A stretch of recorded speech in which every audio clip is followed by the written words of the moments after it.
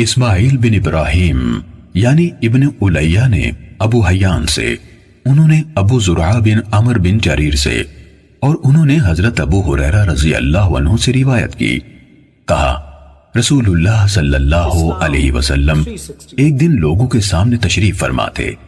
ایک آدمی آپ صلی اللہ علیہ وسلم کے پاس آیا اور پوچھا، اے اللہ کے رسول، ایمان کیا ہے؟ آپ نے فرمایا، تم اللہ تعالیٰ، اس کے فرشتوں، اس کی کتاب، قیامت کے روز اس سے ملاقات، اس کے سامنے حاضری اور اس کے رسولوں پر ایمان لاؤ، اور آخری بار زندہ ہو کر اٹھنے پر بھی ایمان لے آؤ۔ اس نے کہا، اے اللہ کے رسول، اسلام کیا ہے؟ آپ نے فرمایا، اسلام یہ ہے کہ اللہ تعالیٰ کی عبادت کرو، اس کے ساتھ کسی چیز کو شریک نہ ٹھہراؤ، لکھی یعنی فرض کی گئی نمازوں کی پابندی کرو، فرض کی گئی زکوٰۃ ادا کرو، اور رمضان کے روزے رکھو۔ اس نے کہا، اے اللہ کے رسول، احسان کیا ہے؟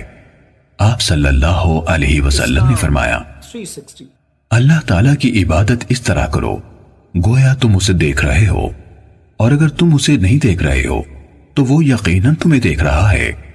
اس نے کہا، اے اللہ کے رسول، قیامت کب قائم ہوگی؟ آپ صلی اللہ علیہ وسلم نے فرمایا، جس سے سوال کیا گیا ہے وہ اس کے بارے میں پوچھنے والے سے زیادہ آگاہ نہیں، لیکن میں تمہیں قیامت کی نشانیاں بتائے دیتا ہوں۔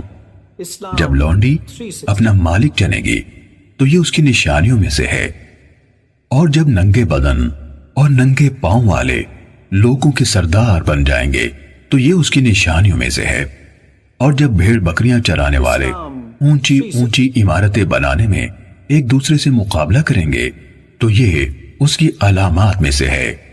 قیامت کے وقت کا علم ان 5 چیزوں میں سے ہے جنہیں اللہ تعالیٰ کے سوا کوئی نہیں جانتا ہے۔ پھر آپ صلی اللہ علیہ وسلم نے یہ آیت پڑھی، بے شک اللہ تعالیٰ ہی کے پاس قیامت کا علم ہے، وہی بارش برساتا ہے، اور وہی جانتا ہے کہ ارحام یعنی ماؤں کے پیٹوں میں کیا ہے۔